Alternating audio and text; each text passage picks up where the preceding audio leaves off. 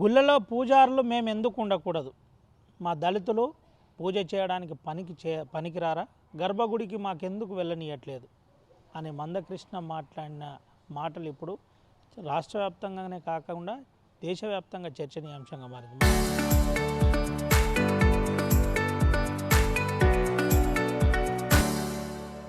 మనతో పాటు దళిత సంఘాల నాయకులు ఉన్నారు, ఒకసారి మాట్లాడిద్దాం. ఏంటన్నా ఎట్లా చూడొచ్చు ఈ అంశాన్ని? వాస్తవంగా గౌరవ మందకృష్ణ మాదిగ గారు మాట్లాడింది వాస్తవ విషయాలు. ఎందుకంటే ఈ సమాజంలో కులం అనేది ప్రతి ఒక్క మనిషికి ఉంది. ఎందుకంటే మనం ఇప్పుడు ఏ కులంలో, ఇప్పుడు నేను మాదిగ కులంలో పుట్టితే నేను చనిపోయినా కూడా నాకు కులం మారది. ఎందుకంటే మతాలు మారచ్చు కానీ కులాలు మారలేం. ఇవాళ ఈ దేశవ్యాప్తంగా చూస్తుంటే మరి ఎక్కడ చూసినా ఎస్సీలపై ఎస్టీలపై వివక్షత కనబడుతూనే ఉంది అడుగడుగున. మా ప్రాంతంలో ఈ సింగరేణి ప్రాంతంలో కూడా అనేక వివక్షతలు కూడా ఉన్నాయి. ఎందుకంటే నేను ఒకటి మా రియల్ సంఘటన జరిగేది చెప్తున్నాం. శ్రీరాంపూర్ ఏరియాలలో మా దగ్గర ఒకటి బాబు జగ్జీవన్ రామ్ భవనం కట్టడం జరిగింది. ఆ భవనానికి సంబంధించి అక్కడ ఉన్నటువంటి కొంతమంది అగ్రవర్ణాలు ఇక్కడ ఎస్సీలు అంటోళ్ళు ఇక్కడ ఎవరు లేరు, ఇక్కడ ఈ భవనం కట్టద్దని చెప్పి చాలా సందర్భాలలో ఆ భవనాన్ని అడ్డుకోవడం జరిగింది. అప్పుడున్నటువంటి గౌరవ కలెక్టర్ భారతి హోలికే గారు అప్పుడు ఒక 5 లక్షల రూపాయల ప్రొసీడింగ్ తోటి ఆ భవనాన్ని శాంక్షన్ చేస్తే అక్కడ ఉన్నటువంటి మహిళలు పోయి కలెక్టర్ గారికి ఫిర్యాదు చేసి ఆ భవనాన్ని కూడా ఆపడం జరిగింది. ఇక్కడ ఎస్సీలు అంటోళ్ళు ఎవరు లేరు, ఇక్కడ ఖచ్చితంగా ఈ భవనం దళితులకు సంబంధించిన జగ్జీవన్ రామ్ భవనం కట్టద్దని చెప్పి బిస్మించుకొని అడ్డుకున్న సందర్భాలు ఉన్నాయి. అంటే ఈ భారతదేశానికి స్వతంత్రం వచ్చి 75 సంవత్సరాలు పైబడుతున్నా కూడా ఇంకా వివక్షత పోలేదు. ఒక్క కులం నుండి ఇంకో కులంలో అంటరానితనం వివక్షత పోలేదంటే ఇప్పుడు ఉన్నటువంటి పరిస్థితుల్లో దాన్ని ఛేదించి అప్పుడు ఉన్నటువంటి జగ్జీవన్ రామ్ భవనాన్ని మేము పట్టుబట్టి ఆ భవనాన్ని కట్టుకొని ఇవాళ సాధించుకోవడం జరిగింది. అంటే ఇప్పుడున్నటువంటి పరిస్థితులలో కూడా మన కంటికి కనబడకుంటే అనేక సందర్భాల్లో ఏదో కోణంలో కుల వ్యవస్థ కనబడుతుందని చెప్పి సందర్భంగా తెలియజేస్తూ, మరి ఈ కుల వ్యవస్థతో పోవాలని చెప్తే గౌరవ మందకృష్ణ మాదిగ గారు చెప్పినటువంటి మాటలు ఏదైతే ఉన్నాయో అవి అక్షరాల సత్యం. అది ఎవరైనా ప్రతి ఒక్కరు ప్రజాస్వామికవాదులు, చదువుకున్నోళ్ళు, మేధావులు, విద్యావంతులు, అన్ని వర్గాల ప్రజలను ఆ మాటలు ఆలోచింపజేస్తున్నాయి. 100% ఆయన మాట్లాడిన మాటలు నిజంగా ఈ ప్రభుత్వాలు తలుచుకుంటే ఈ కుల వ్యవస్థను రద్దు చేయమనండి. ఈ కుల వ్యవస్థను రద్దు చేయాక మేము అద్దంటున్నామా? కృష్ణమాదేవి గారు కూడా అదే చెప్పారు కదా, కుల వ్యవస్థను రద్దు చేయండి అని. మరి ఇవాళ ఒక హిందువు మరి ఎస్సీ హిందువు మరి క్రిస్టియన్లకు మారంగానే ఆయన ఎస్సీ హోదాను, ఆయన రిజర్వేషన్ను కడిగించడం అనేది నిజంగా అది చట్ట విరుద్ధం. ఎందుకంటే మన ఎవరు క్రిస్టియన్స్లో పోతే మిగతా బీసీలు కానీ ఓసీలు కానీ వాళ్ళకి పోతే ఇట్లా వాళ్ళకి ఏ ఆంక్షలు లేవు. ఒక ఎస్సీ ఎస్టీలు పోతేనే ఈ ఆంక్షలు పెట్టడం అనేది, మీరు ఉంటే ఇదే మన ఏంటిది హిందువులుగా ఉండండి, చస్తే చావండి, బతకని మేము ఏం చెప్తే అది చేయాలని చెప్పి ఈ ప్రభుత్వాలు ఈ విధంగా సుప్రీంకోర్టు ఇచ్చినటువంటి తీర్పు నిజంగా అది మంచి తీర్పు కాదు. ఎందుకంటే ఇంకా టెంపుల్లో వివక్ష ఉందా? గర్భగుడిలోకి పోనీయట్లేదా? అందరూ హ్యాపీగా పోయి దర్శనం చేసుకుంటున్నారు, మొక్కుతున్నారు, బయటికి వస్తున్నారు, చాలామంది మాలాధరణ చేస్తున్నారు. ఇంకా వివక్ష ఉందా? 100% ఇంకా వివక్షత ఉంది, ఇంకా వివక్షత పోలేదు. ఎందుకంటే ఇప్పుడున్నటువంటి పరిస్థితులలో ఏ టెంపుల్లో మొన్న ఈ జిల్లాలో అనేక సందర్భాలలో కూడా సర్పంచులు, ఒక గ్రామానికి ప్రథమ పౌరులు కూడా మరి మొన్న ఏవో సీతారాముల కళ్యాణంలో కూడా పట్టు వస్త్రాలు కూడా తీసుకుపోలేనటువంటి సందర్భాలు వివిధ పేపర్లలో, టీవీలలో కూడా చూడడం జరిగింది. మరి ఎక్కడైనా ఏ గర్భగుడిలోనైనా ఒక దళితుని కానీ, ఒక ఎస్టీని కానీ, ఒక బీసీని కానీ పురోహితుడిగా చేసినటువంటి సందర్భాలు ఏమన్నా ఉన్నాయని చెప్పి మేము అడుగుతున్నాం. మరి మందకృష్ణ మాదిగ గారు చెప్పినటువంటి మాటలు ఏవైతున్నాయో అవి అక్షరాల సత్యం. బీసీలకు, ఎస్సీలకు, ఎస్టీలకు పురోహితాలు నేర్పి వాళ్ళని కూడా గుళ్ళల్లో పూజాలుగా నిజమించాలని చెప్పి ఈ సందర్భంగా మేము తెలియజేస్తున్నాం. ఏం చెప్తారన్న దీని మీద? ఎట్లా చెప్తారు? ఏదైతే మందకృష్ణ మాదిగ గారు చెప్పిండో అది 100% కరెక్టు.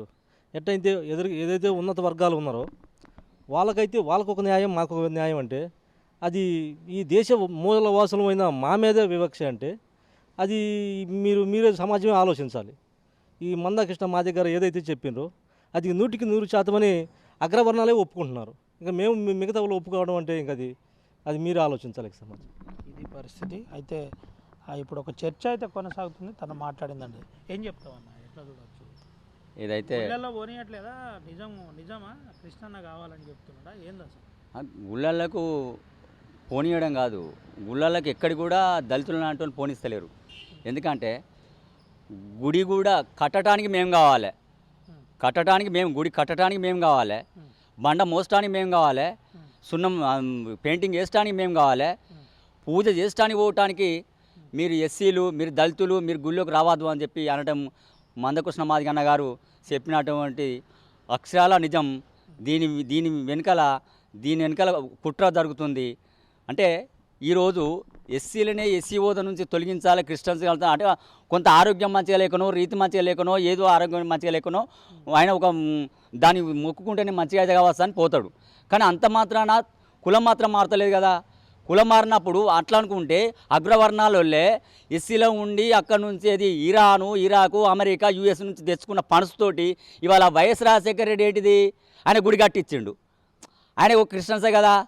మరి అటువంటి వాళ్ళకు వాళ్ళ కుల వ్యవస్థ తేవాలి. కానీ ఒక ఎస్సీలే చేస్తున్నప్పుడు ఎస్టీలు కూడా చర్చికి పోతే ఎస్టీలు లేదు, ఓన్లీ ఎస్సీలకే. అంటే ఎందుకు చేస్తున్నారు అంటే ఎస్సీ జనాభా అనేది దేశంలో బాగున్నది కాబట్టి, చాలా ఉన్నది కాబట్టి మతము అనేది, హిందూ మతం అనేది అది నశించిపోతుంది అనే ఉద్దేశంతో ఇప్పుడు ఈ అగ్రవర్ణాలు ఏ అవుతున్నాయో ఈ సుప్రీంకోర్టులా అప్పీల్ చేసి ఈ ఎస్సీ హోదాలో ఎస్సీలో ఉన్నటువంటి ఎవరైతే క్రిస్టియన్స్ పోతారో వాళ్ళ మీద ఎస్సీ యాక్ట్ అంటే ఎస్సీ హోదా అనేది చెల్లకుండా చేస్తామనే దాని మీద సుప్రీంకోర్టు మన తీర్పు. అది మేము దాన్ని ఖండిస్తున్నాం.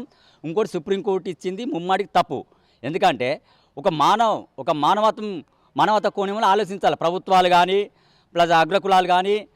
ఇవాళ మేము పోతున్నాం అంటే ఇప్పుడు దానిలో పోయిన తర్వాత ఇప్పుడు అన్నిటికీ కంచంపోటు మంచంపోతాలి మేము కులవృత్తులు, డప్పులు మేమే కొట్టాలంటారు. సచ్చిన కాడ ముందు మేము నడవాలి. వాళ్ళకు ఆ పీనుకు కూడా వచ్చిన వాళ్ళకు దయ్యాలు పట్టకుండా ముందు మేము నడవాలి. అంటే ఇటువంటి దానిలో ఇప్పుడు అంటే మాకు అవసరాల కోసమే మమ్మల్ని ముందు పెట్టుకుంటారు. అవసరాలు తీరుతానే మీకు కాదు, మీకు రిజర్వ్ వర్తించది, రిజర్వ్ దానికి సంబంధం ఏం లేదుగా. ఇవాళ మాన్యశ్రీ పద్మశ్రీ అవార్డు మందకృష్ణ గారు చెప్పినటువంటి నిజమైన మాటలు. ఇది ప్రపంచ దేశాలు చూస్తాయి. భారతదేశంలో అన్ని రాష్ట్రాల నుంచి నెక్స్ట్ అన్న ఏ పిలిపిస్తే ఆ పిలుపు మేరకు మేము ఉద్యమం ఉండబోతుంది. మొన్న పురోహితులను నియమించాలి, మేము కూడా గుళ్ళల్లో ఉంటాం, మేము కూడా చదువుకుంటాం, మా వాళ్ళు కూడా చదువుతారు, చదివి మేము కూడా పురోహితులు ఉంటాం. కానీ దీని మీద కూడా ఉద్యమం చేయడం స్టార్ట్ అవుతుంది. అంటే మేము ఎందుకంటే స్వాతంత్రం వచ్చిన కానుంచి అంతకన్నా ముందు మీరు చూడండి, బ్రిటిష్ వారు అప్పుడు చూడండి, బ్రిటిష్ వారు పాలించినప్పుడు కూడా దళితుల మిన్నే అగ్రవర్ణాలు బ్రిటిష్ వారికి చేతులు కలిపి భూములు సంపాదించుకో. ఎవరు 100 కోట్ల భూములు ఎవరికి ఉన్నాయి, 100 ఎకరాలు ఎవరికి ఉన్నాయి, అగ్రకులాలకు ఉన్నాయి. ఓ ఎస్సీకి ఉన్నదా, ఓ ఎస్టీకి ఉన్నదా, ఓ బీసీకి ఉన్నదా? లేదు కదా, అగ్రకులాలకు ఉన్నాయిగా. ఇవాళ ఇక్కడ చూసుకుంటే అక్కడ దాకా అంటే ఇవాళ అగ్రకులాలకే భూములు. ఇంకో మాట కూడా అన్నాడు, శ్రీకృష్ణుడు మాకు చుట్టం అవుతాడు అనే వచ్చి చెప్పాను. ఎవరు అన్న? శ్రీకృష్ణుడు చుట్టమవుతాడు. ఎందుకంటే గోపికలు అంటే జాంబవ.